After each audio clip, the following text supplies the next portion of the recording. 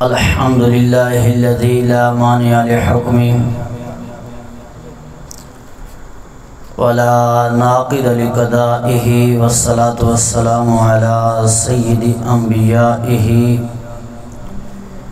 وسند أوليائه وعلى أحبابه المعارضين لأعدائه أما بعد فأعوذ بالله من الشيطان الرجيم بسم الله الرحمن الرحيم إن الله اشترى من المؤمنين أنفسهم وأموالهم بأن لهم الجنة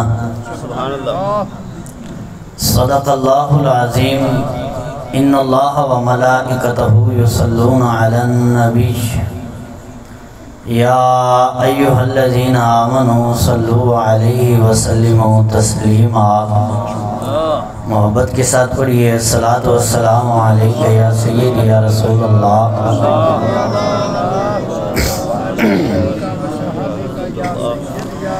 الصلاۃ والسلام علیک یا سیدی یا رسول اللہ.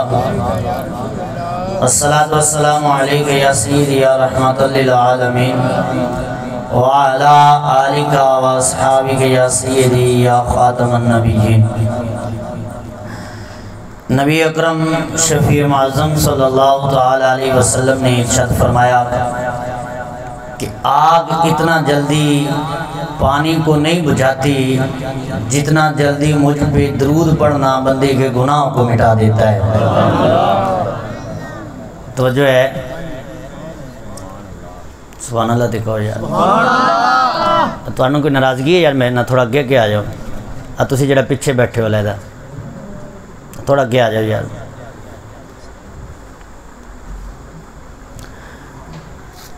فرمایا کہ درود جو ہے یہ بندے کے گناہوں کو آگ سے بھی جلدی جو ہے وہ مٹا دیتا ہے. اور پھر دوسری حدیث کا مفہوم ہے علی کی محبت جو ہے یہ گناہوں کو ایسے مٹا دیتی ہے جیسے آگ لکڑیوں کو ختم کر دیتی ہے. اور پھر فرمایا کہ علی کا ذکر جو ہے وہ عبادت ہے. علی کا چہرہ دیکھنا عبادت ہے. تو یہ وہ ہستیاں ہیں کہ جن کا ذکر کرنا بھی عبادت، جن کا نام لینا بھی عبادت اور جن کا چہرہ دیکھنا بھی عبادت ہے. تو بحمد اللہ تعالی آج ہم نے جو یہ محفل سجائی ہے یہ ہم نے عبادت کرنے کے لیے سجائی ہے. تو حصول برکت کے لیے ایک بار درود پاک پڑھیے. اور جو پیچھے حضرات بیٹھے ہیں تھوڑا سا اگلی صفوں کے جو ہیں وہ مقتدی بنیے اور تھوڑا سا آگے تشریف لائیے. حرکت میں برکت ہے. اور ساتھ پھر درود پاک پڑھیے الصلاۃ والسلام علیک یا تھوڑا جا کے تشریف لے ٹھیک. الصلاۃ والسلام علیک یا سید یا نبی اللہ وعلا آلک واصحابک یا سیدی یا رحمت للعالمین. معزز سامعین، بزرگوں اور دوستوں، اللہ تعالیٰ کے فضل و کرم سے اور نبی اکرم صلی اللہ تعالی علیہ وسلم کی نگاہ رحمت سے آج ہم حضور کے نواسے کی یہ محفل پاک سجا کر بیٹھے ہیں اور ان کے ذکر خیر سے برکت لینے کے لیے. اور یہ عاشورہ کی رات ہے اور یہ وہ رات ہے جو امام حسین نے اپنے خیموں میں ساری رات قرآن کی تلاوت کرتے ہوئے گزار دی. مجھے دوست کہہ رہے تھے ہم 10 محرم کو محفل رکھتے ہیں، تو میں نے کہا نہیں 9 اور 10 کے درمیانی رات رکھو. یہ وہ رات ہے کہ جب امام حسین رضی اللہ تعالی عنہ کربلا میں کھڑے ہو کر جو ہے جب یزیدیوں سے کلام ہوا انہوں نے کہا جی بیعت کیجئے، تو آپ نے فرمایا بیعت تو میں نے کرنی نہیں، بیعت تو میں نے کرنی نہیں۔ تو انہوں نے کہا پھر آپ تیار ہو جائیے لڑنے کے لیے۔ فرمایا تم کس کو ڈرا رہے ہو، میں شیر خدا کا بیٹا ہوں۔ فرمایا یہ کون سی باتیں کر رہے ہو، میں شیر خدا کا بیٹا ہوں۔ فرمایا یہ لڑنے لڑانے کی کسی اور سے باتیں کرنا ہے۔ انہوں نے کہا پھر تیار ہو جائیے۔ فرمایا ٹھیک ہے تیار ہیں، لیکن آپ نے اپنے غلام سے کہا کہ جاؤ اس سے کلام کرو اور اس کو کہو لڑنا ہے تو ہم تیار ہیں، لیکن یہ ایک آخری رات جو ہے وہ ہمیں دے دو۔ تو انہوں نے کہا یہ آخری رات کس کے لیے؟ انہوں نے کہا یہ ایک رات ہم اپنے رب کی عبادت تو کر لینا۔ اچھا دیکھیں یار کیسے ہمارے امام کا کیسا صبر اور حوصلہ ہے۔ آخری رات ہے اور دشمن سامنے کھڑے ہیں، پتہ ہے کل شہید ہو جانا ہے۔ یہ رات کس کے لیے مانگی؟ دولت کمانے کے لیے نہیں مانگی۔ یہ نہیں فرمایا کہ میں اپنے بچوں کو نصیحت کر لوں، یہ نہیں فرمایا کہ میں وراثت تقسیم کر لوں، یہ نہیں فرمایا کہ میں فلاں فلاں بندے کے فلاں فلاں بیٹے کے جو ہے فلاں فلاں مقام جو ہے وہ مکان نام لگا دوں، یہ نہیں فرمایا۔ مولا حسین نے جب پوچھا گیا کیا فرمایا؟ فرمایا مجھے ایک رات چاہیے۔ انہوں نے کہا اس رات کیا کریں گے؟ فرمایا اس رات کو میں قرآن پڑھوں گا اور اپنے رب کی بارگاہ میں سجدہ کروں گا۔ فرمایا یہ رات مجھے سجدے کے لیے چاہیے۔ یہ وہ حسین ہے کہ جس کی ماں پوری رات سجدے میں گزار دیتی ہے، ساری رات سجدے میں گزار کر پھر رب کی بارگاہ میں عرض کرتی ہے مولا تیری رات اتنی چھوٹی ہے کہ میرا سجدہ ہی پورا نہیں ہوتا۔ یہ وہ حسین ہیں کہ پوری رات جس کی ماں جو ہے وہ سجدے میں گزارے۔ تو امام حسین نے فرمایا میں نے یہ رات جو ہے وصیت نصیحت کرنے کے لیے نہیں مانگی، مولا حسین نے کس کے لیے مانگی ہے؟ فرمایا ایک رات میں رب کی عبادت کر لوں، اور وہ یہ رات ہے۔ اس رات کو جو ہے نا امام حسین نے ساری رات قرآن پڑھا ہے، ساری رات جو ہے وہ اپنے رب کو یاد کیا ہے۔ یہ وہ رات ہے جس رات میں آج ہم بیٹھ کر ان کو یاد بھی کر رہے ہیں اور ان کا ذکر بھی کر رہے ہیں۔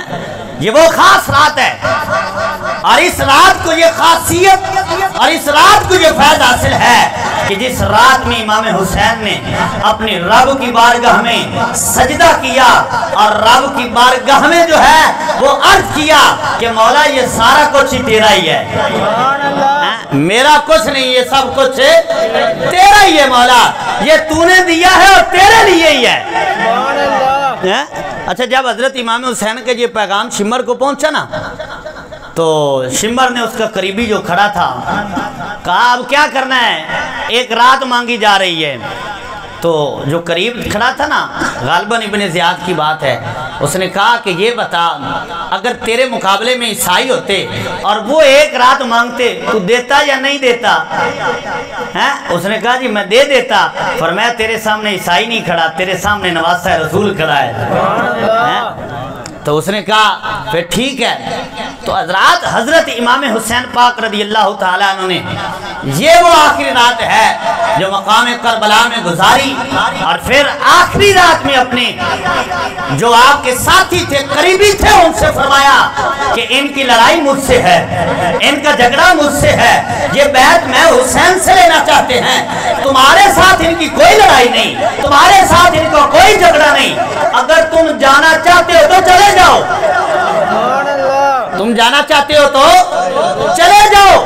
اور یہاں تک روایات میں آتا ہے کہ حضرت امام حسین نے جو خیمے میں چراغ تھا نا اس کو بند کر دیا، فرمایا لو تم کو اگر شرم آتی ہے نا تو یہ چراغ بھی میں نے جو ہے وہ روشنی جو ہے اس کو بھی ختم کر دیا ہے، اب رات کے اندھیرے میں جو جانا چاہتا ہے وہ چھپا کر جو جانا چاہتا ہے وہ جا سکتا ہے۔ امام حسین نے چراغ بجھا کر کچھ دیر بعد جب چلایا تو کیا دیکھتے ہیں سارے بندے موجود ہیں، پھر دوبارہ آپ نے بجھا دیا، فرمایا ہو سکتا ہے کسی کو وقت نہ ملا ہو، پھر بجھا دیا، پھر جلایا، پھر دیکھتے سارے ہی بیٹھے ہوئے ہیں، پھر تیسری بار بجھا کر جلایا، پھر بھی سارے بیٹھے ہیں تو فرمایا تم جاتے کیوں نہیں ہو؟ تو انہوں نے یک زبان کہا، اس میں صحابہ کرام بھی موجود تھے، آپ کے بھائی بھی موجود تھے، آپ کے بیٹے بھی موجود تھے، اور آپ کی جو ماں، آپ کے باپ کی طرف سے جو سگے بھائی حضرت عباس، حضرت عثمان، حضرت ابو بکر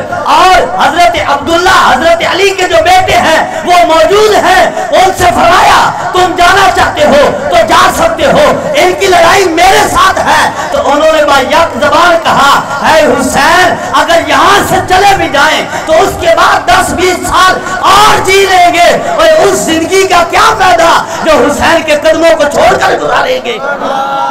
اور میں اس زندگی کو ہم نے کیا کرنا ہے کہ آپ کو کربلا میں اکیلا چھوڑ جائیں اور ہم جا کر مدینہ میں جو ہے وہ زندگی گزاریں، تو ہم مدینے والوں کو کیا منہ دکھائیں گے؟ لوگ جب پوچھیں گے اور تم تھے جو حسین کو چھوڑ کر آئے ہو، تو ہمارے پاس کوئی جواب نہیں ہو سکے گا۔ تو انہوں نے کہا حسین ہے جب تک ہم ہیں تجھ تک کوئی پہنچ ہی نہیں سکتا۔ تو یہ وہ رات ہے۔ تو حضرات گرامی میں اس کے حوالے سے بات عرض کر رہا تھا، تو ہم مناتے ہیں یاد حسین۔ کیا مناتے ہیں؟ یاد حسین۔ ہم غم حسین نہیں مناتے، ہم مناتے ہیں یاد حسین۔ وہ اس لیے کہ قرآن اور شریعت میں کوئی بندہ، ہمارا چیلنج ہے، کوئی بندہ ہمیں یہ دکھا دے کہ کسی بندے کا 3 دن کے بعد سوگ کرنا جائز ہو سوائے اس کی عورت کو، وہ جو ہے عدت میں بیٹھے گی، اس کے علاوہ جو ہے 3 دن سے زیادہ کسی کے مرنے کا جو ہے وہ غم کرنا، سوگ منانا جو ہے وہ اس شریعت میں جائز نہیں ہے۔ اور پھر دوسری بات یہ ہے، ہمیں کسی قرآن اور حدیث کی بات کتاب میں یہ بات دکھا دو کہ جو بندہ فوت ہو گیا ہے اس کا غم تازہ کرنا جو ہے یہ جائز ہے، کوئی نہیں دکھا سکے گا۔ میں نے کہا تو نہیں دکھا سکتا، میں تجھے قرآن سے دکھاتا ہوں کہ اللہ کے بندوں کو یاد کرنا بھی جائز ہے اور ان کی یاد منانا بھی جائز ہے۔ وَاذْكُرْ فِي الْكِتَابِ ابراہیم، وَاذْكُرْ فِي الْكِتَابِ ادریس۔ یہ قرآن کہتا ہے کہ میرے بندے ابراہیم کو یاد کرو، میرے بندے ادریس کو یاد کرو، میرے بندے اسماعیل کو یاد کرو۔ تو اللہ کے بندوں کی یاد منانا جو ہے اس کا حکم قرآن نے دیا ہے، تو ہم امام حسین کی یاد مناتے ہیں، غم نہیں مناتے، کیونکہ غم کرنا تو جائز ہی نہیں ہے۔ یاد منانا قرآن میں بھی جائز ہے، حدیث میں بھی جائز ہے۔ افضل ہے کل جہاں میں غرانہ حسین کا، افضل ہے کل جہاں میں غرانہ حسین کا، کہ نبیوں کا تاجدار ہے نانا حسین کا۔ افضل ہے کل جہاں میں غرانہ حسین کا، کہ نبیوں کا تاجدار ہے نانا حسین کا۔ ایک پل کی تھی حکومت یزید کی، ایک پل کی بھی نہ تھی حکومت یزید کی، صدیاں حسین کی، زمانہ حسین کا۔ اللہ اکبر۔ یار ساؤنڈ والا کدھر ہے؟ ساؤنڈ والا کدھر ہے یار؟ میں نے آواز کھول دو یار، تم گلے تو بھائی لا دیں۔ دوسرا بھائی کدھر ساؤنڈ آواز کھولو یار۔ میک دے دو، میک تو چلا دو یار، میک دو۔ صلاۃ والسلام۔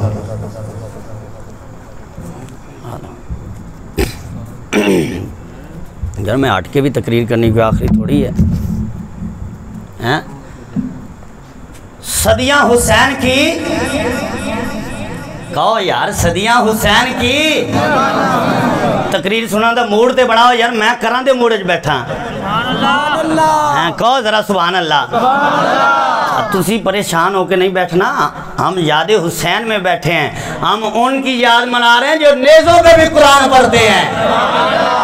حسنین کے 2 نین پہ 100 نین قربان ہیں، حسنین کے 2 نین پہ 100 نین قربان۔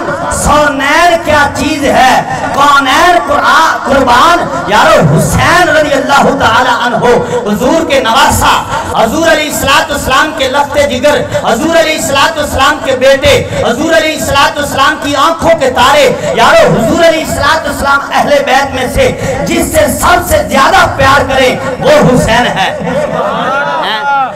جو حضور کے کاندھوں پہ کھیلے وہ حسین ہے، جس کو صدیق اکبر کاندھوں پہ اٹھائیں پیار کرے، اور جس کے قدموں کو ابو ہریرہ اپنے امامہ شریف سے کپڑے سے قدموں کو صاف کرے وہ حسین ہے۔ حضرت امام حسین رضی اللہ تعالیٰ عنہ اہل بیت میں سب سے زیادہ محبوب حضور علیہ السلام کو حضرت امام حسین پاک رضی اللہ تعالیٰ عنہ ہے۔ تو حضرات اکرامی، جس آیت کریمہ کو میں نے خطبے میں پڑھنے کا شرف حاصل کیا اس کی وضاحت کر کے میں پھر آگے چلتا ہوں اپنے موضوع کی طرف۔ تو حضرات اللہ تعالیٰ نے ارشاد فرمایا ان اللہ اشترى من المؤمنین انفسهم واموالهم بان لهم الجنہ، فرمایا بے شک اللہ تعالیٰ نے مومنین سے ان کی جان اور ان کے مال کے بدلے جو ہے جنت خرید لی ہے۔ جنت کے بدلے اللہ تعالیٰ نے مومنین سے جان بھی خریدی اور مال بھی خریدا۔ کہو یار سبحان اللہ۔ یہ ہر مومن کی شان ہے کہ مومن نے اپنی جان بیچ دی ہے، مومن نے اپنا مال اللہ کے ہاں بیچ دیا ہے۔ اللہ تعالیٰ نے جان بھی خریدی، مال بھی خریدا، اور بدلے میں کیا دیا؟ جنت۔ کہیے ذرا سبحان اللہ۔ بدلے میں کیا دیا؟ جنت دی۔ کس کے بدلے؟ جان کے بدلے۔ کس کے بدلے؟ مال کے بدلے۔ میں نے کہا جان دے کر خریدی جائے پھر جنت ملتی ہے۔ جان دے کر جب بندہ کوئی شے خریدتا ہے رب سے، رب فرماتا ہے میں جان کے بدلے جو ہے مومن کو جنت دیتا ہوں، مال کے بدلے مومن کو جنت دیتا ہوں۔ یارو ہم جان دے ہمیں جنت ملے، ہم مال دے ہمیں جنت ملے۔ تلکل جنت التی نورث من عبادنا من کان تقیا، فرمایا ہم نے مومنین جو ہے متقی جو ہے ان کے نام جنت وراثت کر دی ہے۔ میں نے کہا اگر مال دیا جائے پھر جنت ملتی ہے، اگر جان دی جائے پھر جنت ملتی ہے، اگر علی اصغر دیا جائے، اگر علی اصغر دیا جائے، اگر علی اکبر دیا جائے، اگر حضرت غازی عباس جیسا بھائی دیا جائے، اگر علی اکبر جیسا نوجوان دیا جائے، اگر عثمان بن علی جیسا بھائی قربان کیا جائے، اگر جعفر جیسا بھائی جو ہے وہ قربان کیا جائے، پھر جنت نہیں، پھر اللہ تعالیٰ جنت کی صداری عطا فرما دیتا ہے۔ جان دی جائے پھر جنت ملتی ہے، اگر علی اصغر کا بچپن دیا جائے تو پھر اللہ تعالیٰ جنت کی سزاری عطا فرما دیتا ہے۔ یہ وہ حسین ہیں۔ سبحان اللہ۔ نعرہ تکبیر، نعرہ رسالت، نعرہ تحقیق، نعرہ حیدری، نعرہ غوثیہ، نعرہ غوثیہ، حسینیت، حسینیت، حسینیت، جزیدیت، یزیدیت، نعرہ حیدری، نعرہ حیدری، نعرہ غوثیہ۔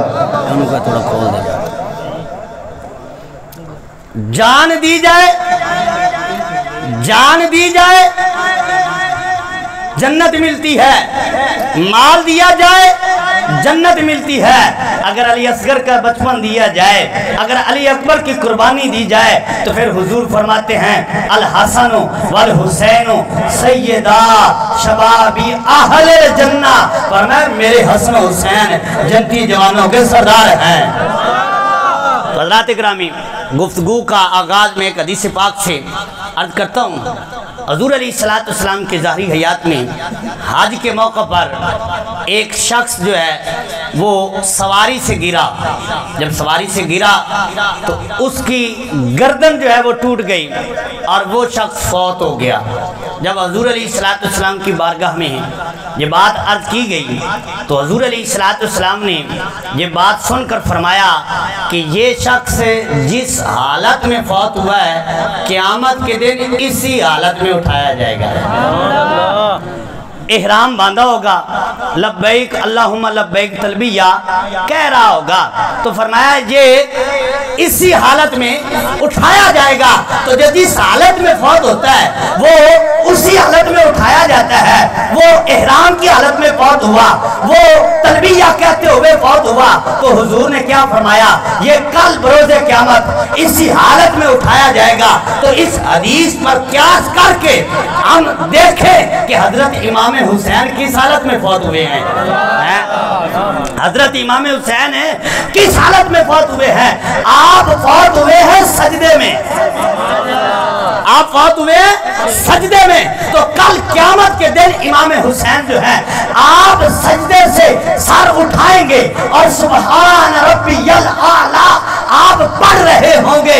تو یارو وہ سجدہ کتنا پیارا ہے، گویا کہ قدرت نے کہا ہو نمازی آتے ہیں فجر پڑھ کے چلے جاتے ہیں، زور پڑھ کے چلے جاتے ہیں، عصر میں آتے ہیں عصر پڑھ کے چلے جاتے ہیں، مغرب میں آتے ہیں مغرب پڑھ کے چلے جاتے ہیں، عشاء میں آتے ہیں عشاء پڑھ کے چلے جاتے ہیں۔ یہ ان کی روٹین ہے، آتے ہیں چلے جاتے ہیں، آتے ہیں چلے جاتے ہیں۔ تو گویا کہ قدرت نے کہا ہو کوئی تو ایسا نمازی ہو، کوئی تو ایسا سجدے والا ہو کہ وہ سجدہ کرے پھر سجدے میں رہے۔ تو امام حسین نے عرض کیا ہوگا مولا تیرے محبوب کا شہزادہ ہے نا، مولا میں سجدہ ایسا کروں گا کہ جب سجدے میں سر رکھوں گا تو پھر سجدے سے سر قیامت کے دن نہیں اٹھاؤں گا۔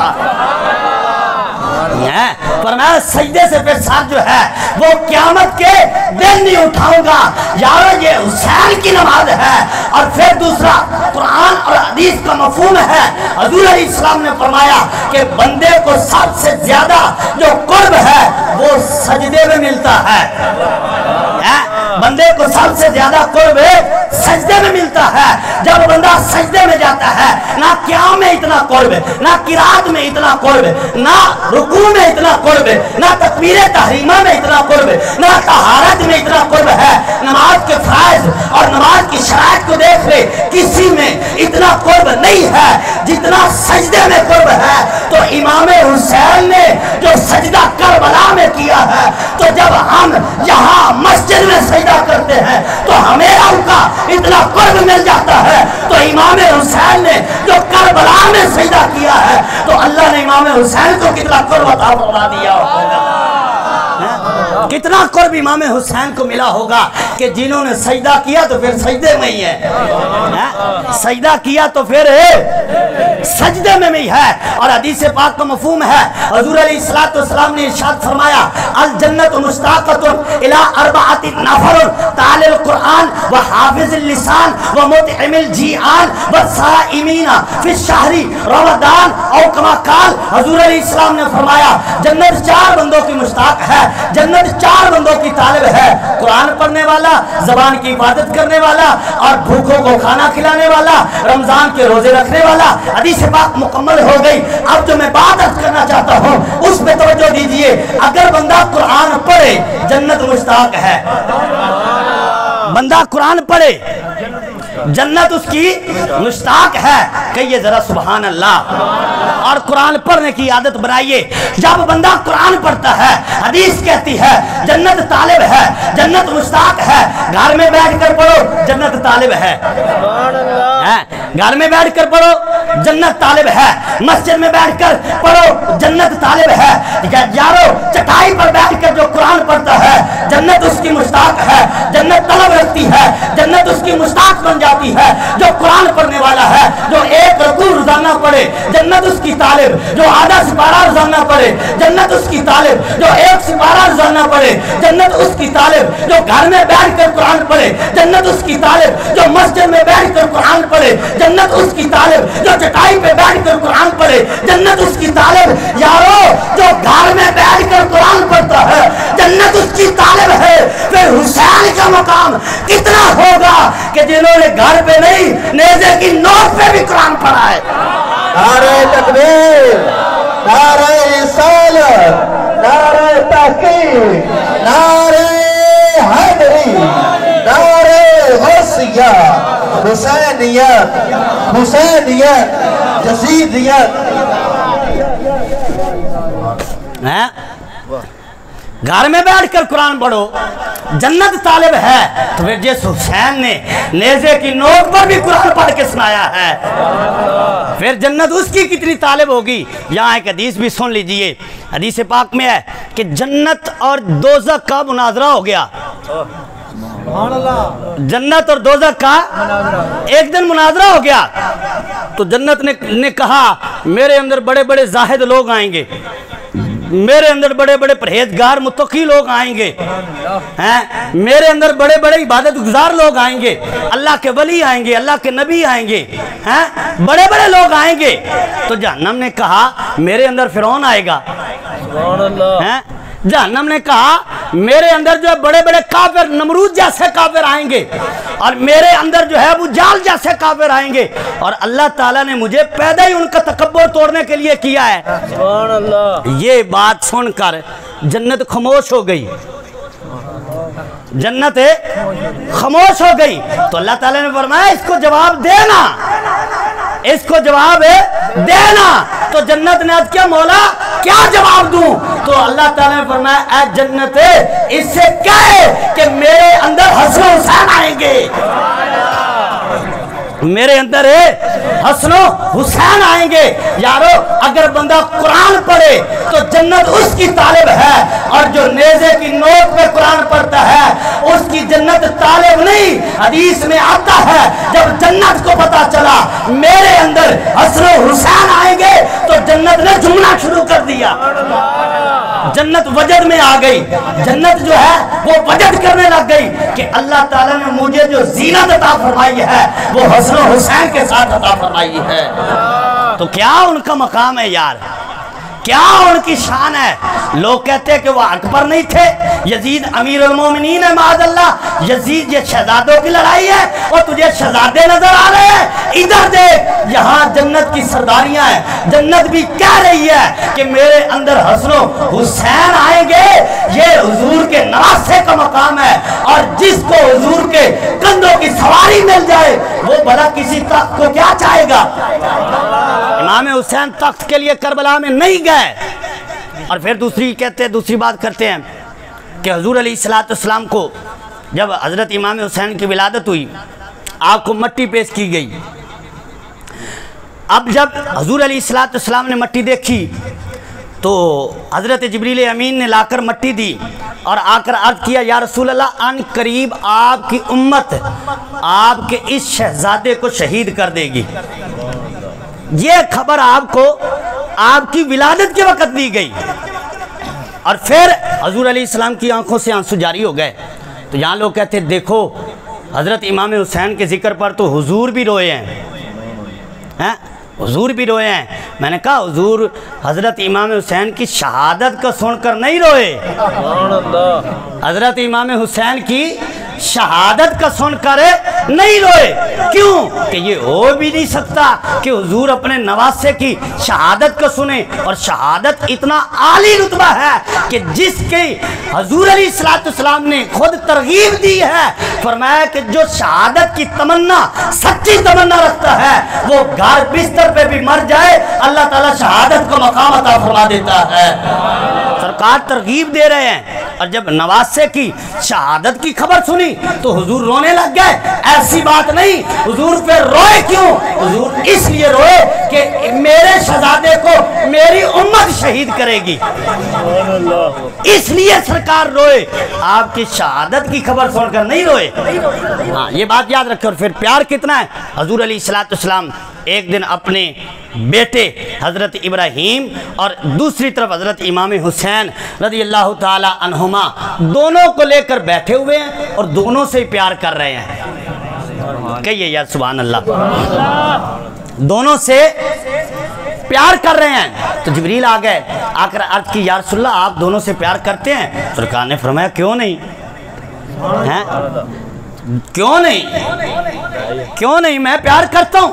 تو اب جب حضور علیہ السلام نے فرمایا تو پھر جبریل نے اللہ تعالیٰ کا پیغام سنایا۔ جبریل نے عرض کی یا رسول اللہ، اللہ تعالیٰ فرماتا ہے ایک مینو دے دے، ایک مینو چاہیے مطلب اللہ تعالیٰ کا نظام قدرت ہے۔ اللہ تعالیٰ نے پیغام بھیجا ہے، اے محبوب دونوں سے پیار کرتا ہے تو ایک مجھے دے دے، تو سرکار نے فرمایا پھر ابراہیم لے لو، حسین نہیں دوں گا۔ اللہ اکبر، ابراہیم لے لو، حسین نہیں دوں گا۔ تو گویا کہ امام حسین نے کہا اے پیارے نانا جان، آپ نے ایک بیٹا مجھ پہ قربان کیا ہے، کربلا میں وقت آئے گا میں پورے 72 ہی قربان کر دوں گا، پورے 72 ہی قربان کر دوں گا، اور اپنے آپ کو بھی نہیں بچاؤں گا، اپنے آپ کو بھی قربان کر دوں گا۔ تو یہ محبت کا عالم ہے حضور علیہ السلام کا اپنے شہزادے اور اپنے نواسے سے۔ اور حضرات گرامی، ان کی محبت ہمارے لیے ضروری ہے۔ یہ عام محفلیں، یہ عام پروگرام اتنے خرچہ کرتے ہیں اور اتنی محنت کرتے ہیں، لوگوں کو بلاتے ہیں، اکٹھا کرتے ہیں، کس لیے؟ ایک ہی پیغام ہے کہ حضور کی آل سے پیار کرو۔ حضور کی آل کا جو پیار ہے اس میں دنیا کی بھی بچت ہے اور آخرت کی بھی بچت حضور کی آل کی محبت میں اللہ نے رکھی ہے۔ یہاں میں 2-4 حدیثیں آپ کو عرض کروں گا اور پھر میں اپنی بات کو کمپلیٹ کروں گا۔ حضور علیہ السلام نے ارشاد فرمایا فَلَوْ أَنَّ رَجُلًا صَافَنَ بَيْنَ الرُّكْنِ وَالْمَقَامِ، فرمایا کہ اگر کوئی بندہ کعبے میں چلا جائے اور کعبے کے اندر جا کر کھڑا ہو جائے اور کعبے میں کھڑا ہو کر کعبے کے سین میں بین الرکن والمقام، فرمایا مقام ابراہیم اور حجر اسود کے درمیان کعبے کا جو دروازہ ہے اس کے سامنے کھڑے ہو کر فرمایا کوئی بندہ عبادت کرنے لگ جائے، صلی و صام، نماز پڑھے، روزہ رکھے اور ساری زندگی وہ عبادت کرے۔ اب آپ اپنے دل سے پوچھ کر بتائیں، جو بندہ اتنی عبادت کرے، کعبہ بھی دیکھے، کعبے میں عبادت کرے، زندگی بھی کعبے میں گزارے، 2-4 سال نہیں ساری زندگی وہ کعبے میں گزارے، اور کعبے میں ایک نیکی 1,00,000 نیکی کے برابر ہے۔ کعبے کو دیکھنا عبادت ہے، کعبے کی زیارت کرنا عبادت ہے، وہاں تو ہر نیکی کا ثواب ہے۔ سرکار نے فرمایا ایک بندہ اتنی عبادت کرتا ہے کہ زندگی ہی کعبے میں گزار دیتا ہے۔ اب آپ بتائیے اتنی عبادت کرنے والا جنت میں جائے گا کہ نہیں؟ اتنی عبادت کرنے والا تو پھر جنت میں جائے گا نا۔ لیکن پوری حدیث سنیے، حضور علیہ السلام نے فرمایا ثم لقی اللہ، اتنی عبادت کر کے ہمارے پاس کیا عبادت ہے؟ ہم نے کون سی عبادت کی ہے؟ ہمارے پاس عبادت کا کیا ذخیرہ ہے؟ فرمایا اتنا ذخیرہ لے کر اللہ کی بارگاہ میں حاضر ہو، کعبے کے سامنے نماز پڑھے، روزہ بھی رکھا ہے، اور پھر مقام ابراہیم بھی ہے، صفا مروہ بھی ہے، اور قیامت کے دن کعبہ شفاعت کرے گا۔ حدیث میں آتا ہے کعبہ شفاعت کرے گا، جس نے دیکھا ہوگا کعبہ کہے گا چل تو بھی چل، تو بھی چل، تو بھی چل، کیونکہ تو نے میری زیارت جو کی ہے۔ اور پھر حجر اسود کے بارے میں ہے، اللہ تعالیٰ حجر اسود کو آنکھیں بھی دے گا، کان بھی دے گا، یہ پہچانے گا کس نے ایمان کی حالت میں میرا بوسہ دیا ہے، اور جس نے ایمان کی حالت میں بوسہ دیا ہوگا یہ اس کو اپنے ساتھ لے کر جنت میں جائے گا۔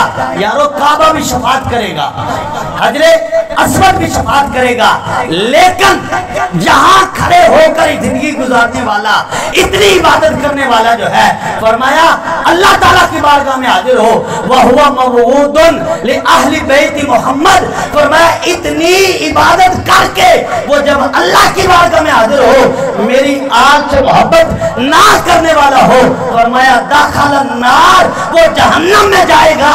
کیوں کہ عبادت اس وقت کام آئے گی جب وہ اللہ کے محبوب کریم علیہ السلام سے محبت کرے اور حضور کی آل سے بھی پیار کرنے والا ہو۔ ہاں عبادت تھوڑی کر لے لیکن ادب کرتا ہو، عبادت تھوڑی ہو لیکن ادب ہو، وہ عبادت کام آ جائے گی۔ عبادت زیادہ ہو لیکن تھوڑی سی بے ادبی آ گئی، وہ ساری عبادت رائے گا چلی جائے گی، ضائع ہو جائے گی۔ عبادت کام اس وقت آئے گی جب حضور کی آل سے بھی پیار کیا جائے، حضور کے اصحاب سے بھی پیار کیا جائے۔ بے ادبی جو ہے نا سارے عمل ضائع کر دیتی ہے، اور تھوڑا سا ادب آ جائے یہاں بات سننے والی ہے، تھوڑا سا ادب آ جائے۔ اللہ تعالیٰ نہ عمل پوچھتا ہے نہ ذات پوچھتا ہے، ادب کی وجہ سے اللہ تعالیٰ اصحاب کہف کے کتے کو بھی جنت عطا فرما دیتا ہے۔ اصحاب کہف کا قرآن پڑھ کر، سورہ کہف پڑھ کر دیکھیے، کتا جنت میں جائے گا۔ اچھا کتے نے کون سے عمل کر لیے ہیں؟ کتا جنت میں جائے گا، کتے نے کون سی نمازیں پڑھ لی ہیں؟ کتے نے کون سی عبادت کر لی ہے؟ کتا جنت میں جائے گا۔ تو پھر بات سمجھنے کی یہی ہے کہ جو ادب کرتا ہے اللہ کے ولیوں کا، وہ چاہے جس ذات میں ہو، اللہ ذات نہیں دیکھتا، اللہ اپنے بندوں کے ادب کو دیکھ کر کتے کو بھی جنت عطا فرما دیتا ہے۔ اصحاب کہف کے جو ان کا ادب کرنے والا کتا جنت میں جا سکتا ہے، تو حضور کی آل کا ادب کرنے والا اللہ تعالیٰ ان کو کتنا مقام عطا فرمائے گا۔ اور پھر حدیث پاک سماعت کیجئے، حضور علیہ السلام نے ارشاد فرمایا، من احبنی و احب حاذین یعنی الحسن والحسین و اباہما و امہما کان معی فی درجتی یوم القیامہ۔ فرمایا جو مجھ سے پیار کرے، میرے حسن و حسین سے پیار کرے، اور ان کے باپ سے پیار کرے، اور ان کی ماں سے پیار کرے، فرمایا کان معی فی درجتی یوم القیامہ، قیامت کے دن اللہ تعالیٰ پیار کرنے والوں کو وہ مقام عطا فرمائے گا جو اللہ تعالیٰ جنت میں محمد کو مقام عطا فرمائے گا صلی اللہ تعالیٰ علیہ وسلم۔ حضور کے درجے میں، اللہ اکبر، حضور کے درجے میں جو حضور کی آل سے پیار کرنے والا ہے، حضور فرماتے ہیں اللہ تعالیٰ میرے والا درجہ اس غلام کو بھی عطا فرما دے گا۔ تو پھر سوال آتا ہے ذہن میں، بات آتی ہے ذہن میں کہ یہ کیا، حضور تو بلند درجے میں ہوں گے، حضور تو بلند درجے، حضور کا درجہ سارے نبیوں سے بلند ہوگا، تو یہ محب اہل بیت سے پیار کرنے والے کیا نبیوں سے بھی اوپر والے درجے میں چلے جائیں گے؟ نا، نبیوں سے اوپر والے درجے میں نہیں جائیں گے۔ لیکن بات یہ ہے کہ جو خادم بن کر کسی کے پاس کھڑا ہوتا ہے اس کا مقام بلند نہیں ہوتا، وہ خادم بن کر جاتا ہے۔ تو جو حضور کی آل سے پیار کرنے والے حضور کے ساتھ درجے میں جنت میں جائیں گے، وہ بلند مرتبے میں نہیں، حضور کی آل کا خادم بن کر جائیں گے۔ اور پھر دیکھیے حضور علیہ السلام نے ارشاد فرمایا، ان اول من يدخل الجنہ انا و علی و فاطمہ و حسن و حسین۔ سرکار نے فرمایا سب سے پہلے جنت میں جاؤں گا۔ کہیے ذرا سبحان اللہ۔ سب سے پہلے جنت میں جاؤں گا، اور پھر فرمایا اس کے ساتھ علی ہوں گے، اس کے ساتھ میری شہزادی ہوگی، اور فرمایا ان کے ساتھ حسن و حسین ہوں گے۔ حضرت علی عرض کرتے یا رسول اللہ، کہتے میں نے عرض کی یا رسول اللہ فمحبونا، یا رسول اللہ جو ہم سے پیار کرنے والے ہیں، جب ہم جنت میں چلے جائیں گے تو جنہوں نے ساری زندگی ہم سے پیار کیا ہے، یہ لجپال آقا ہے نا، اہل نظر کی آنکھ کا تارا علی علی ہے، اہل وفا کے دل کا سہارا علی علی ہے۔ تو حضرت علی کہتے ہیں، عرض کرتے ہیں یا رسول اللہ جب ہم نے جنت میں چلے جانا ہے، میں نے بھی چلے جانا ہے، آپ نے بھی چلے جانا ہے، آپ کی شہزادی نے بھی چلے جانا ہے، میرے شہزادوں نے بھی چلے جانا ہے، حسن و حسین نے بھی چلے جانا ہے، تو پھر جو ہم سے پیار کرتے ہیں، جو ہمارے نعرے لگاتے ہیں، جو ہمارا نام لیتے ہیں، پھر ان کا کون رکھوالا ہوگا، ان کا کون پیچھے معاشر میں خیال کرنے والا ہوگا؟ تو حضور نے فرمایا اے علی پریشان کیوں ہوتا ہے، میں ورائکم، فرمایا تم آگے آگے ہوگے، جو تم سے پیار کرتے ہیں وہ تمہارے پیچھے پیچھے جنت میں چلے جائیں گے۔ فرمایا جو تم سے پیار کرنے والے ہیں من ورائکم، فرمایا تم آگے آگے ہوگے، اور جو تم سے پیار کرتے ہیں وہ تمہارے پیچھے پیچھے ہوں گے۔ تو حضرات گرامی ایک اور حدیث پاک میں حضور علیہ السلام نے ارشاد فرمایا اربعۃ انا لہم شفیع یوم القیامہ، فرمایا قیامت کے دن میں 4 بندوں کی شفاعت کروں گا۔ کتنے بندوں کی؟ 4 بندوں کی. اور حضور کی شفاعت حق ہے. سرکار فرماتے جو میری شفاعت کا انکار کرے، جو میری شفاعت نہ مانے، فرمایا پھر قیامت کے دن اس کو ملے گی بھی نہیں. جو کہتے ہیں نا کہ کوئی شفیع نہیں ہوتا، کوئی کسی کا سہارا نہیں ہوتا، کوئی کسی کی بات وہاں نہیں سنے گا، کسی کی بات نہیں سنی جائے گی، کسی سے مدد نہیں ملے گی. حضور فرماتے جو نہیں نہ مانتا پھر اس کی سنی بھی نہیں جائے گی، اس کی سنی بھی نہیں جائے گی. کیونکہ آج لے ان کی پناہ، آج مدد مانگ ان سے، پھر نہ مانیں گے. قیامت میں اگر مان گیا تو حضور نے فرمایا میں 4 بندوں کی شفاعت کروں گا. ان میں پہلا فرمایا المکرمی ذریتی، فرمایا جو میری آل کی عزت کرتا ہے، قیامت کے دن میں اس کی شفاعت کر کے جنت میں لے کر جاؤں گا. میں بالکل آخری حدیثوں کی طرف آ رہا ہوں اور بالکل آخری ہی جو باتیں کرنے لگا ہوں. سرکار علیہ السلام نے فرمایا جو میری آل کی عزت کرے، کہیے ذرا سبحان اللہ، جو میری آل کی عزت کرے، سرکار نے فرمایا میں اس کی شفاعت کروں گا. اور پھر یہاں دوسری حدیث پاک حضور علیہ السلام نے ارشاد فرمایا من صنع الی اہل بیتی، فرمایا جو کوئی بندہ میری اہل بیت کے ساتھ یدن ایک نیکی کر لے کافت ہوں یوم القیامہ، فرمایا قیامت کے دن وہ نیکی اس کو کافی ہو جائے گی.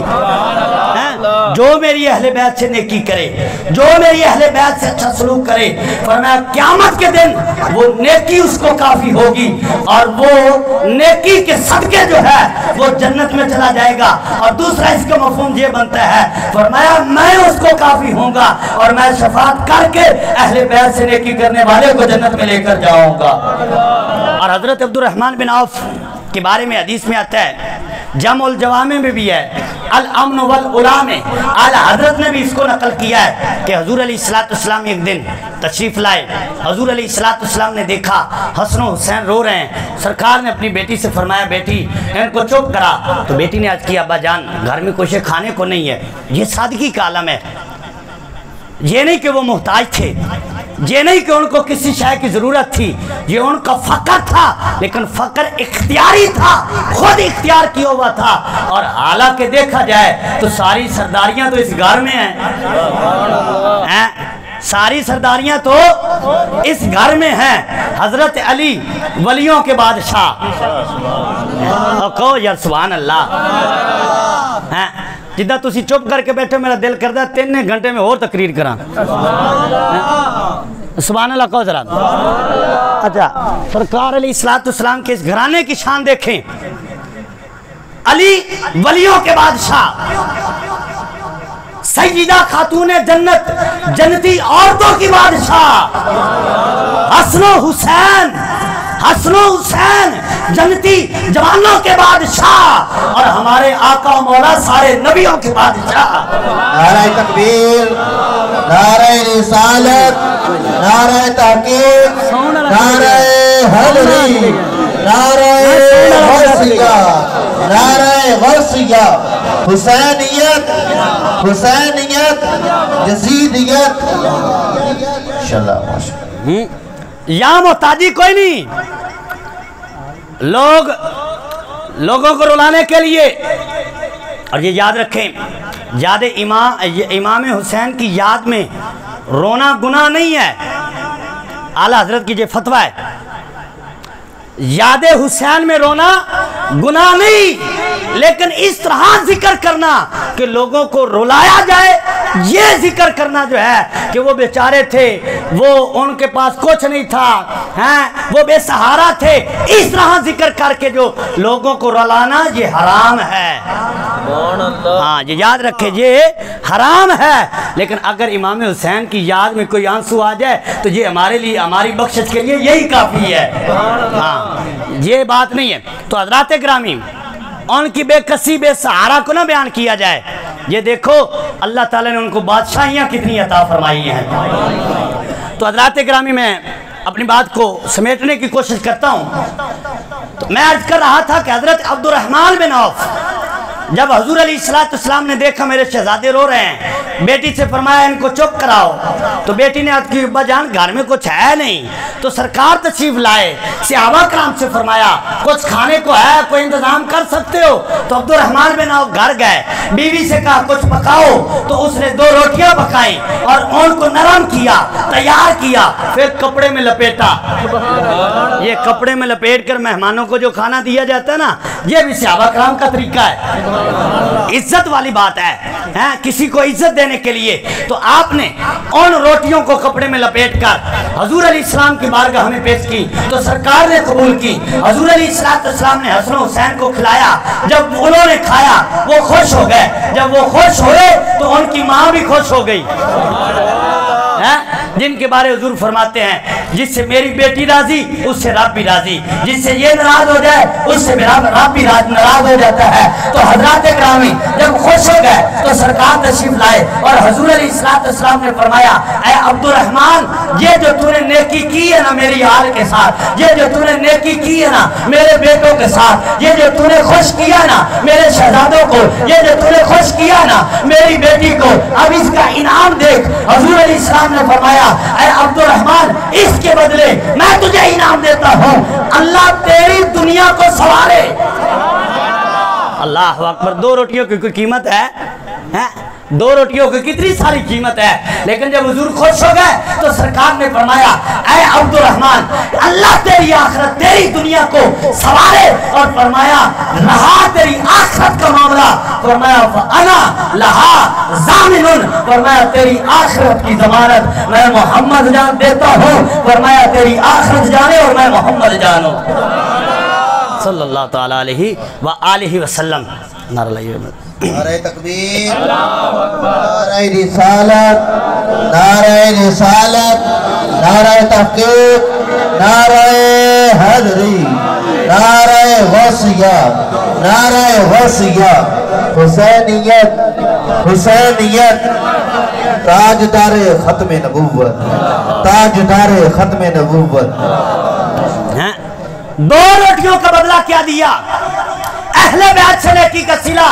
سرکار کیا عطا فرماتے ہیں؟ حضور فرماتے ہیں تیری دنیا سوارے اللہ اور آخرت کی میں ضمانت دیتا ہوں۔ یارو حضور کی آنکھ سے نیکی کرنے کا صلہ دیکھے، دنیا بھی سنور گئی، آخرت بھی سنور گئی۔ اور حضرت عبداللہ بن مبارک، آپ نے مال اکٹھا کیا، آپ نے سامان اکٹھا کیا کہ میں حج کرنے کے لیے جاؤں گا، سامان اکٹھا کیا۔ وہ وقت پرانا تھا، وہ وقت یہ ہوائی جہازوں کا نہیں تھا، وہ وقت جو ہے وہ پیدل حج کرنا اور بحری جہازوں پہ حج کرنے کا وقت تھا۔ حضرت عبداللہ بن مبارک نے کئی عرصہ لگایا، کئی سال لگائے، تھوڑا تھوڑا مال اکٹھا کرتے رہے کہ میں حج کرنے کے لیے جاؤں گا۔ اکٹھا کرتے کرتے اتنا مال ہو گیا کہ آپ حج کر سکتے تھے، واپس بھی آ سکتے تھے۔ حج کی تیاریاں شروع ہو گئی، قافلہ تیار ہو گیا، سارے حاجی تیار ہو گئے کہ حج کو جانا ہے۔ اب قافلہ شروع چلنے لگ گیا، قافلہ تیار ہو گیا۔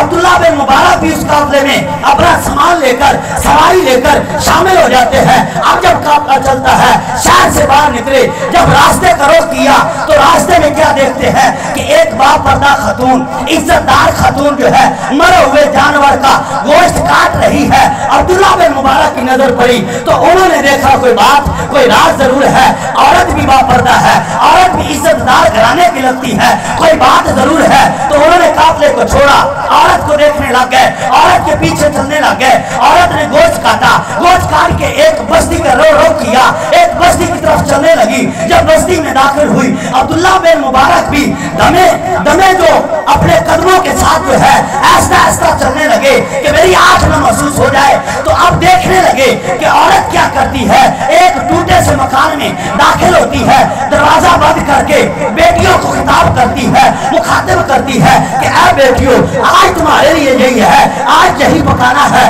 یہی کھانا ہے، اسی کو پکاؤ، اسی پہ گزارا کرو، یہی تمہارے لیے حلال ہے۔ عبداللہ نے جب دیکھا، دروازے پہ دستک دی، کہا اے اللہ کی بندی، تجھے پتا ہے ہماری شریعت میں یہ جائز نہیں، یہ مردار ہے، ہماری شریعت میں مردار حرام ہے، مردار کھانا جائز نہیں۔ یہ بچیوں کو حرام کیوں کھلا رہی ہے، یہ بچیوں پہ کیا ظلم کر رہی ہے، یہ حرام گوشت کاٹ کے لائی ہے، ان کو کیوں کھلا رہی ہے۔ جب آواز سنی تو اس بی بی نے ایسا سے آواز میں کہا ہمیں پتا ہے، ہم ہم شریعت بھی جانتی ہیں، ہم قرآن بھی جانتی ہیں، حضور کے فرمان بھی جانتی ہیں، لیکن کیا کرے، مجبور ہے، ہم مجبور ہیں، ہم مجبور ہیں، ہم کیا کر سکتی ہیں؟ اب ہمارے گھر میں کوئی ہے نہیں، یہ بچیاں میری کفالت میں ہیں، اب جو ان کا باپ ہے اس کا سایہ اٹھ گیا ہے، اور اگلے جملے جو ہے وہ دل سے سونا اور اندر سے آواز آتی ہے، وہ عورت کہتی ہے اور ہم کیا کریں؟ 3 دن سے گھر میں فاقہ ہے اور پھر اوپر سے سیدزادیاں ہیں، اور ان بچیوں کا جو باپ ہے اس کا سایہ بھی اٹھ گیا ہے، کمانے والا ہے کوئی نہیں، کس کے سامنے ہاتھ پھیلائے، کس سے جا کر مانگے؟ ہماری ذات بھی ہے، ہماری عزت بھی ہے، ہمارا شرف بھی ہے، ہمارا نسب بھی ہے، سیدزادیاں ہیں، مانگنا ہمارے لیے مناسب نہیں، تو اب ہم کیا کریں؟ ہم شریعت جانتی ہیں، فَمَنِ اضْطُرَّ غَيْرَ بَاغٍ وَلَا عَادٍ، کہا ہم قرآن جانتی ہیں، لیکن اتنا کھانا جائز ہے جس سے جان بچ جائے، تو اب ہم نے اس پہ عمل کیا ہے، اب کس کے سامنے ہاتھ پھیلائے؟ تو حضرت عبداللہ بن مبارک نے جب بات سنی تو دل پہ چوٹ لگ گئی، دل میں سوچنے لگ گئے، اے عبداللہ تو حج کرے گا، حضور کی شہزادیاں بھوکی ہے، تو عمرہ کرے گا، حضور کی شہزادیاں جو ہے وہ فاقہ کاٹ رہی ہے، تو طواف کرے گا، حضور کی بیٹیاں جو ہے وہ بھوک برداشت کر رہی ہے، تو حجر اسود کو بوسے دے گا، حضور کی شہزادیاں جو ہے وہ پیار سے تڑپ رہی ہے، ان کے گھر کھانا کچھ نہیں ہے، ان کے گھر پکانے کو کچھ نہیں ہے، اور تو روزے پہ حضور کی بارگاہ میں حاضری دے گا، تیری حاضری کس کام، تیرا طواف کس کام، تیرا صفا مروہ کا چکر، تیری سعی کس کام، تیرے حجر اسود کے بوسے کس کام، تیرا جو کعبے کو دیکھنا جو ہے کس کام، تیرا مقام ابراہیم کو زیارت کرنے کا کیا کام آئے گا، جب حضور کی شہزادیاں جو ہے ان کے گھر پکانے کو کچھ نہیں، کھانے کو کچھ نہیں ہے۔ تو اب جب یہ دل میں بات آئی تو دل میں سوچا، اے عبداللہ حج کو نہ جا، تیری حج کا فائدہ نہیں ہوگا، تیرا حج کا اتنا کمال نہیں ہوگا، جبکہ حضور کی شہزادیاں جو ہے وہ تو فاقے میں ہے، حضور کی شہزادیاں تو بھوک برداشت کر رہی ہے، حضور کی شہزادیاں تو پیاس برداشت کر رہی ہے، تو حج کرے گا، تو عمرے کرے گا، تو زیارتیں کرے گا، کام نہیں آئیں گی۔ تو کہا، اے بی بی، اے سیدزادی، کیا جائیے، میں کچھ کرتا ہوں، واپس پلٹے، اپنا سامان اٹھایا، بازار گئے، کھانے پینے کا سامان لیا اور لا کر دروازے پہ رکھ دیا، باقی سامان جو ہے وہ بھی دروازے پہ رکھ دیا، اور کہا کہ اللہ کے سپرد یہ آپ کے لیے ہے، یہ قبول کر لیجئے، یہ چھوٹا سا تحفہ جو ہے اس اپنے خادم کی طرف سے قبول کر لیجئے۔ دروازے پہ رکھ کر واپس پلٹ گئے، قافلہ چلا گیا۔ اب دل میں سوچا، گھر جائے گا، رشتہ داروں کو کیا منہ دکھائے گا، بیوی کو کیا منہ دکھائے گا، بچوں کو کیا جواب دے گا، وہ کہیں گے ساری زندگی لگائی، اتنا مال اکٹھا کیا، اتنے شوق سے چلا، آج مال کہاں جایا کر کے آ گیا، آج مال کس کو دے کے آ گیا، کیا کام تھا کہ اتنا کیا ضروری تھا کہ اتنے شوق سے تیاری کرنے کے بعد تو حج کو نہیں گیا ہے، وجہ کیا ہے؟ میں کسی کو جواب نہیں دے سکوں گا، کسی کو تسلیاں نہیں دے سکوں گا، جتنے منہ اتنی باتیں، میں کس کو کیا سمجھاؤں گا۔ تو اب گھر بھی نہیں گئے، قافلہ بھی چلا گیا، تو جنگل کا رخ کیا، جنگل میں رہنے لگ گئے، عبادت کرنے لگ گئے، ادھر قافلہ جاتا ہے، اب بحری جہاز کا سفر ہے، مہینے لگ جاتے ہیں، 4-5 مہینے ادھر وہ حج پہ لگاتے ہیں، اور یہ عبداللہ جنگل میں عبادت کرتے ہیں، رب کی بارگاہ میں سجدہ ریز ہوتے ہیں، اور پھر دل میں ایک خیال بھی آتا ہے کہ یار تو نے سارا مال تو دے دیا ہے، آج کے لیے تیار کیا تھا، پتہ نہیں کیا بنے گا، کیا ہوگا، اب جب آج کے لیے اتنی تیاری کی ہے، آج فرض بھی ہو گیا ہے، میں نے وہ بھی ضائع کر دیا ہے، اب میں نے ان سیدزادیوں کی جو عزت کی ہے، نیکی کی ہے، نہ جانے کیا بنے گا، کیا صلہ ملے گا۔ اب دل میں ایک خیال اٹھتا ہے، لیکن پھر بھی دل کو تسلی ہوتی ہے کہ چل حضور کی شہزادیاں کی، حضور کی بیٹیوں کی خدمت کی ہے، خیر ہے، کوئی بات نہیں، آج پھر کبھی ہو جائے گا، پھر تیاری کر لیں گے، آج کا بڑا وقت ہے، ابھی بڑا ٹائم ہے، پھر تیاری کر لیں گے، مال پھر اکٹھا کر لیں گے۔ تو اب دل میں ڈھارس بنتی ہے۔ 4-5 مہینوں کے بعد وہی قافلہ جب واپس آتا ہے تو عبداللہ بھی بندرگاہ پہ چلے جاتے ہیں کہ چل یار حاجیوں سے مل کر گھر چلا جاؤں گا، اور گھر والے پوچھیں گے نہیں کہ چلو اتنے دن لگا کے آیا ہے، وہ سمجھیں گے کہ حج کر کے آیا ہے، کیونکہ میں تو گیا نہیں ہوں، میں نے تو ادھر کا رخ کیا نہیں ہے، اب میں لوگوں سے منہ چھپانے کے قابل ہو جاؤں گا۔ تو اب جو ہے حضرت عبداللہ وہ بندرگاہ پہ حاجیوں کی زیارت کے لیے، حاجیوں کو ملنے کے لیے، حاجیوں کو دیکھنے کے لیے کہ چل ان سے مل کر میں اپنے گھر چلا جاؤں گا، تو حضرت عبداللہ ان کو ملنے جاتے ہیں۔ جب بندرگاہ پہ جا کر رکتے ہیں، حاجی اتر کرتے ہیں یہ ملنے کے لیے آگے بڑھتا ہے. ایک حاجی کو گلے ملتا ہے اور کہتا ہے آنکھوں سے آنسو بھی ہے اور کہتا ہے حاجی صاحب مبارک ہو حج کر کے آئے ہیں. تو وہ کہتا ہے عبداللہ تجھے بھی مبارک ہو تو نے بھی تو حج کیا ہے. نعرہ تکبیر، نعرہ رسالت، نعرہ تحقیق، نعرہ حیدری، نعرہ غوثیہ، حسینیت، حسینیت، تاجدار ختم نبوت، تاجدار ختم نبوت، خطیب اہل سنت، خطیب وہ پاکستان. حاجی کو ملتا ہے، عبداللہ حاجی کو ملتے ہیں کہ یا تو نے حج کیا ہے میں تجھے مبارک دیتا ہوں. وہ کہتے ہیں عبداللہ مجھے مبارک دے رہا ہے تجھے بھی تو اور تجھے بھی مبارک ہو. عبداللہ کہتے ہیں مجھے کیسی مبارک ہے مجھے کیسی مبارک. وہ کہتے تو نے حج نہیں کیا. حیران ہو گئے حج میں نے کیا. اللہ اکبر. میں تو حج کو کیا ہی نہیں. دوسرے حاجی کو ملے حاجی صاحب مبارک ہو. وہ کہتے ہیں حاجی صاحب آپ کو بھی مبارک ہو. یہ کیا راز ہے. اللہ اکبر اللہ اکبر. تیسرے حاجی کو ملے حاجی صاحب مبارک ہو. حاجی صاحب آپ کو بھی مبارک ہو. اللہ اکبر. اب حاجیوں کو مل رہے ہیں مبارک دے رہے ہیں آگے سے بھی مبارک وصول کر رہے ہیں. دل میں خدشہ بڑھتا گیا ذہن میں خیال پیدا ہوتا گیا جب میں نے حج کیا نہیں ہے یہ مبارک کیسی ہے. اور پھر انتہا تو بڑھی جب ایک حاجی کو ملے کہا حاجی صاحب مبارک ہو. وہ کہتے ہیں آپ کو بھی مبارک ہو. وہ کہتے ہیں یا ٹھہر تو صحیح. اس نے عبداللہ نے کہا کیا ہے. کہا یہ جو طواف کرتے ہوئے آپ نے مجھے امانت وہ تھیلی پیسوں کی دی تھی وہ امانت واپس نہیں لینی تھی. اللہ اکبر. امانت واپس نہیں لینی تھی. تو عبداللہ کہتے ہیں یار امانت کیسی یہ طواف کیسا وہ تھیلی کیسی اور یہ حج کیسا. تو حیران ہو گئے اب پریشان ہے کہ میں نے تو حج کیا نہیں ہے میں تو وہاں گیا نہیں ہوں میں نے تو جنگل میں عبادت کی میں نے تو جنگل میں وقت بسر کیا جیسے میرا وقت ہوا میں نے بسر کر لیا گزار لیا. حاجی مجھے مبارک دے رہے ہیں. عجیب بات ہے واپس پلٹے کسی کو کچھ کہہ نہ سکے کیونکہ ہر بندہ جو مبارک دے رہا ہے موقع ہی نہ ملا کہ کسی سے بات کر سکے کسی سے کلام کر سکے کسی کو دل کی بات بتائے. موقع نہیں مل رہا. واپس پلٹتے ہیں گھر آتے ہیں بیوی نے مبارک دی رشتہ داروں نے مبارک دی بیٹوں نے مبارک دی گھر والوں نے مبارک دی. عبداللہ پریشان ہے یہ بات کیا ہے رات کیا ہے میں تو حج کو گیا نہیں ہوں میں نے تو حج کیا نہیں ہے یہ مبارک کیسی ہے. اب ذہن میں بار بار خیال آ رہا ہے بار بار سوچ پیدا ہو رہی ہے اور پریشان بھی ہے کہ یار حج تو ہم نے کیا نہیں ہے حج پر تو ہم گئے نہیں ہیں یہ مبارکیں تو وصول ہو رہی ہیں کچھ کہہ بھی نہیں سکتے. اب مہمان چلے گئے گھر والے سو گئے یہ اپنے کمرے میں گئے جا کر آنکھ نہیں لگتی. ایک پریشانی ہے ایک دل میں خیال ہے یار یہ بات کیا ہے. اور آخری پیر میں جب آنکھ بند ہوتی ہے تو حقیقی آنکھ کھل جاتی ہے. آنکھ بند ہوتی ہے حقیقی آنکھ کھل جاتی ہے. حضور علیہ السلام کا دیدار نصیب ہوا آپ نے حضور کے قدموں میں سر رکھا اور حضور علیہ السلام نے فرمایا اے عبداللہ مبارک ہو تو نے حج کیا ہے.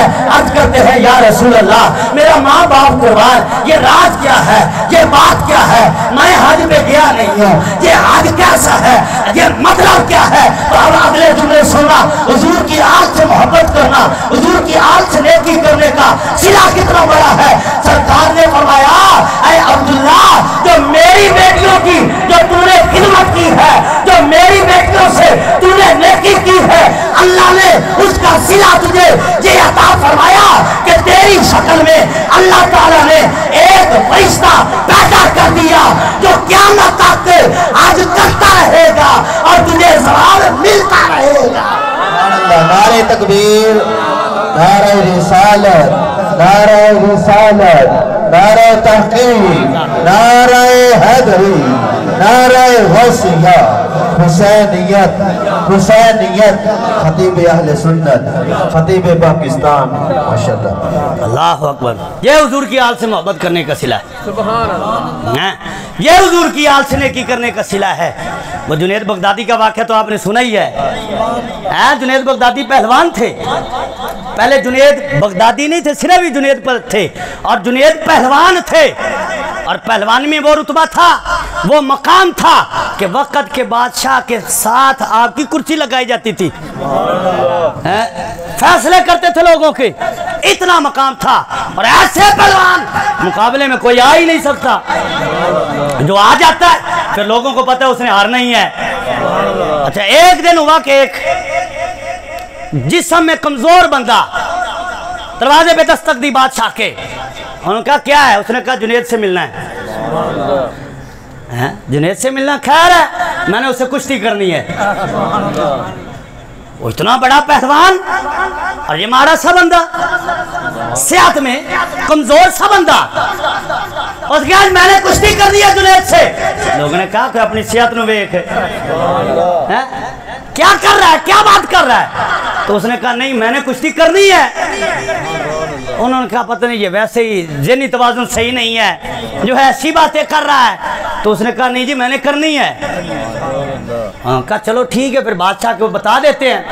بادشاہ کو پتا چلا، پیغام پہنچا، بادشاہ نے کہا بلاؤ کون ہے جو جنید کو للکارنے والا ہے، کون پہلوان ہمارے علاقے میں آ گیا ہے جو جنید کے مقابلے میں کھڑے ہونے آ رہا ہے۔ انہوں نے کہا جی بلاؤ جی۔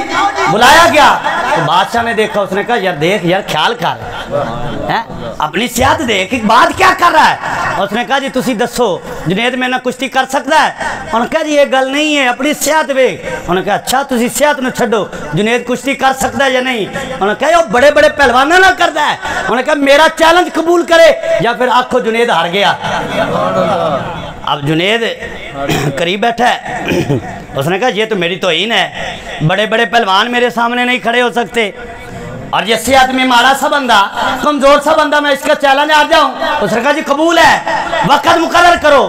مقرر ہو گیا، میدان مقرر کرو، مقرر ہو گیا، وقت ہو گیا۔ اب انہوں نے کہا جی بادشاہ نے کہا جی اعلان کر دو، بتا دو لوگوں کو، وقت کا اعلان ہو گیا، میدان کا اعلان ہو گیا۔ اب جب وقت آیا نا تو لوگوں نے کہا وہ پہلوان کہاں ہیں؟ بڑے بڑے لوگ آئے دیکھنے کے لیے، انہوں نے کہا دیکھے تجھے جنید کے مقابلے میں کون آ گیا ہے؟ کون آ گیا ہے جنید کے مقابلے میں؟ کون ہے جو جنید سے پہلوانی کرے گا؟ کون پہلوان ہے ایسا؟ اب دیکھنے کے لیے لوگ بےتاب ہیں، وقت مقرر، ہجوم، لوگ ہی لوگ ہیں۔ تو دیکھا تو ایک صحت میں کمزور بندہ دور سے چلتا آ رہا ہے۔ جب قریب آیا تو لوگوں نے دیکھا کہ یہ پہلوان ہے۔ اللہ اکبر۔ اب جب القصہ مختصر مقابلہ شروع ہوا، ہاتھ میں ہاتھ ڈالا تو اس نے آگے بڑھ کے، جملہ سننا ذرا، جملہ سننا، اس نے آگے بڑھ کر کان میں کہا اے جنید میں پہلوان نہیں ہوں، میں سید زادہ ہوں۔ اللہ اکبر۔ میں پہلوان نہیں ہوں، میں سید زادہ ہوں، اور میری کفالت میں میری بچیاں ہیں، کمانے کا اور سارا کوئی نہیں ہے، کسی کے سامنے ہاتھ پھیلانا ہمارے مناسب نہیں ہے۔ اے جنید ہار جا یہ میدان ہے، مجھے انعام مل جائے گا، میری بچیوں پہ کچھ دن گزر جائیں گے، اور میں تجھ سے وعدہ کرتا ہوں قیامت کے دن تجھے اپنے نانے سے جو ہے شفاعت کا تاج عطا فرماؤں گا۔ اچھا جنید نے جب یہ بات سنی تو قدموں سے زمین نکل گئی۔ جنید نے کہا یہ کیا ہے؟ میں نے تو سمجھا کوئی پہلوان ہوگا، آج سید زادہ سامنے مقابلے میں کھڑا ہے، تو اس کو گراؤں تو کس منہ سے گراؤں گا، کس منہ سے جیتوں گا؟ یہ پہلوان تھوڑا ہے، یہ تو حضور کی آل کا شہزادہ ہے، یہ تو حضور کا شہزادہ بیٹا ہے، سید زادہ ہے، اس کی رگوں میں سیدہ طیبہ کا خون دوڑتا ہے، کیسے گراؤں گا، کیسے ہراؤں گا؟ پھر دل نے خیال کیا یا سوچ تو پہلوان ہے، ہار جائے گا تیری عزت نہیں رہے گی۔ تو پھر اس غالب آیا اور اس نے کہا جنید تجھے یہ ہار کی طرف نہیں اصل جیت کی طرف بلا رہا ہے۔ اس غالب آ جاتا ہے ہو سے ہی، غالب آ گیا اس کے۔ اب جنید نے دو چار اپنے پیچ داؤ دکھائے، تھوڑی دیر ہوئی، کیا لوگ دیکھتے ہیں کہ وہ سید زادہ جنید کی چھاتی پر بیٹھا ہے اور جنید گر گیا ہے، ہار گیا ہے۔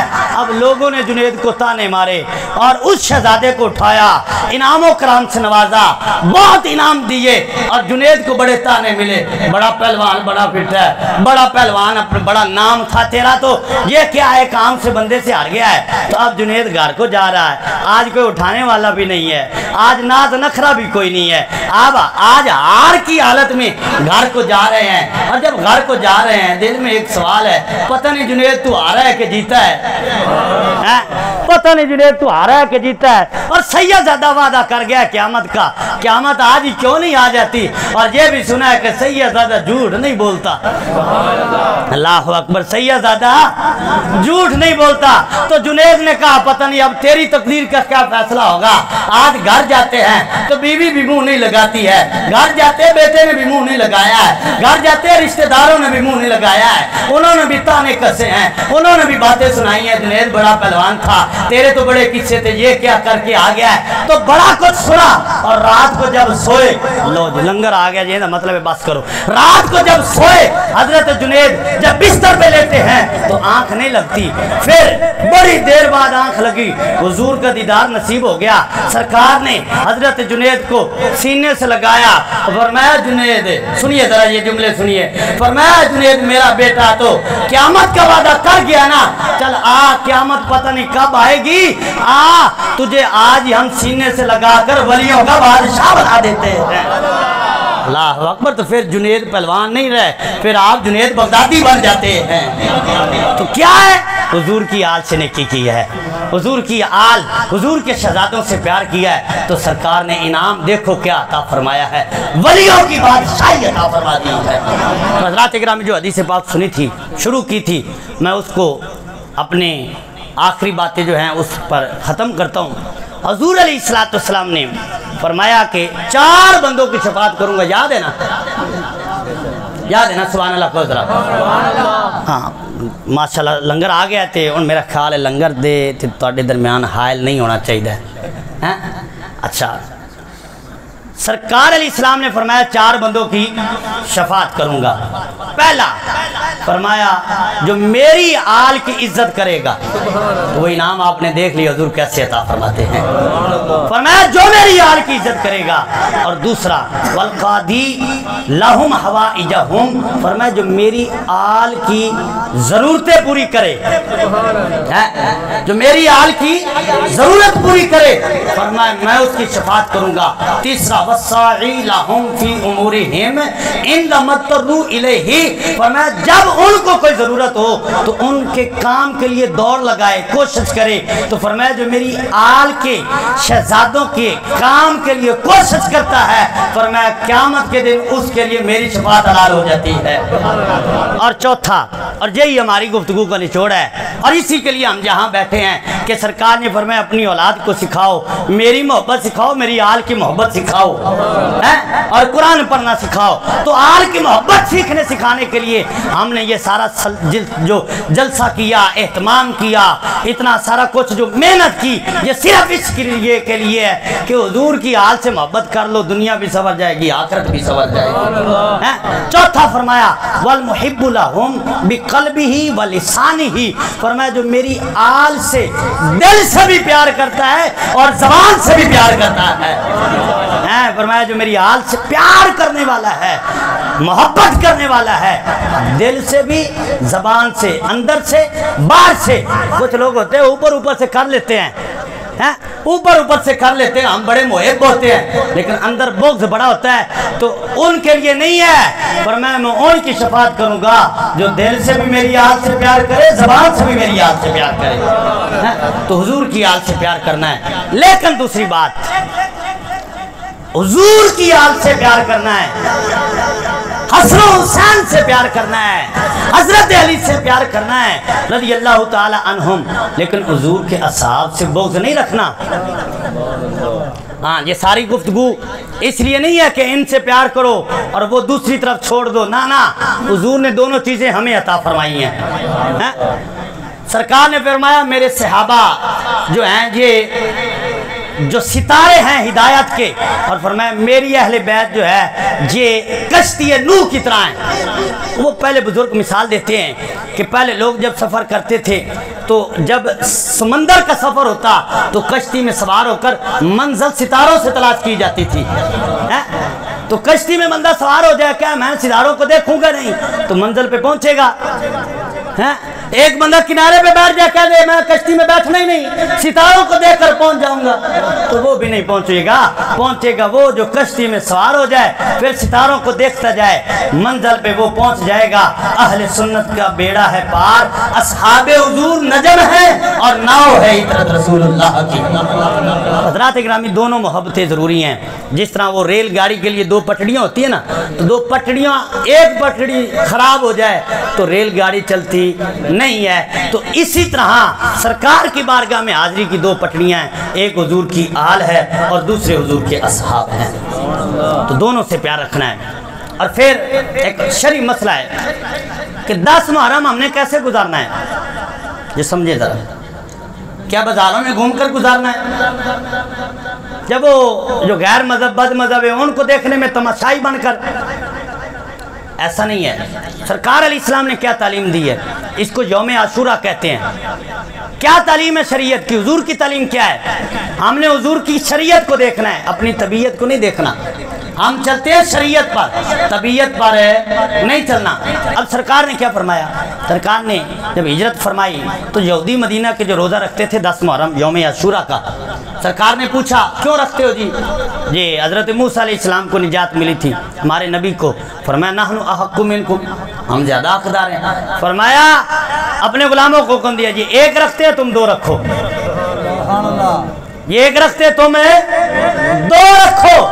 ہماری شریعت کہتی ہے 10 محرم کا روزہ رکھو، ہاں، نہ کہ بازاروں میں گھومو۔ اور سرکار نے فرمایا وہ ایک رکھتے تم نے 2 رکھنے ہیں، 9 محرم اور 10 کا رکھ لو، یا 10 اور 11 کا رکھ لو، 10 اور 11 کا رکھ لو۔ یعنی یہودیوں کی مخالفت کرنی ہے، خالفو فی الیہود، فرمایا ان کی مخالفت کرو لیکن عبادت کرو، لیکن عبادت میں بھی ان جیسا نہیں لگنا، عبادت بھی کرو اور ان کی مخالفت بھی کرو۔ مخالفت کرنی ہے لیکن روزہ رکھنا ہے، 10 محرم اور 11 کا یا 9 اور 10 کا، یہ حضور کا حکم ہے اور یہ ہماری شریعت کہتی ہے۔ سبیل لگائیں، بالکل لگائیں، ویسے اجر ہے، ثواب ہے۔ حضرت امام حسین کی یاد میں جتنی خیرات کرو گے اتنی تھوڑی ہے، جتنی کرو گے اللہ تعالیٰ اتنا زیادہ ہمارے مرحومین کو ثواب عطا فرمائے گا، اتنی تھوڑی ہے۔ لیکن نیاز کا یہ بھی تو طریقہ ہو سکتا ہے، نیاز پکاؤ، کیا کرنا ہے جی شام کو افطاری اس سے کرنی ہے، یہ بھی تو نیاز کا طریقہ ہو سکتا ہے۔ کیا کرنا ہے اس نیاز کو، اس سے سحری کرنی ہے، یہ بھی طریقہ اختیار کرو۔ حضور کی بارگاہ میں ایک شخص آیا، اس نے کافروں جیسے، کافروں کے رنگ کے کپڑے پہنے ہوئے تھے، تو سرکار نے فرمایا یہ کپڑے جو ہیں یہ کافروں کے ہیں، لا تلبسھا، فرمایا ان کو نہ پہنو، اتار دو۔ اب دیکھیں حضور نے کیا حکم دیا ہے کہ جن کپڑوں میں کافروں کی، بد مذہبوں کی مشابہت ہوتی ہے، فرمایا یہ کپڑا نہیں پہننا۔ تو ان دنوں میں خاص طور پر وہ لباس نہ پہنے جس سے جو ہے وہ غیروں کی مشابہت نظر آئے۔ آپ کو سمجھ آ گئی ہے میں جو کہہ رہا ہوں۔ اور پھر حدیث میں ہے من تشبہ بقوم فہو منہ، فرمایا جو کسی کی تشبیہ اختیار کرے، اور دوسری حدیث میں من کثرہ، جو کسی کے مجمع کو بڑھائے، کسی کی مجلس میں جا کر بیٹھے ان کی تعداد کو بڑھائے، فرمایا قیامت کے دن وہ انہی میں سے اٹھایا جائے گا۔ اللہ تعالیٰ ہمیں محفوظ فرمائے، حضور کی آل کی، حضور کے صحاب کی، حسن حسین کی اللہ تعالیٰ محبت عطا فرمائے، آمین۔ وما علیہ الا البلاغ المبین۔ ابھی سلام کے 2 شعر ہوں گے اور پھر بابا جی ختم پڑھیں گے، پھر اس کے بعد جو ہے وہ اگلا سلسلہ دعا کا ہوگا۔ لنگر بالکل تیار ہے، عرفان بھی 2 شعر سلام کے مصطفیٰ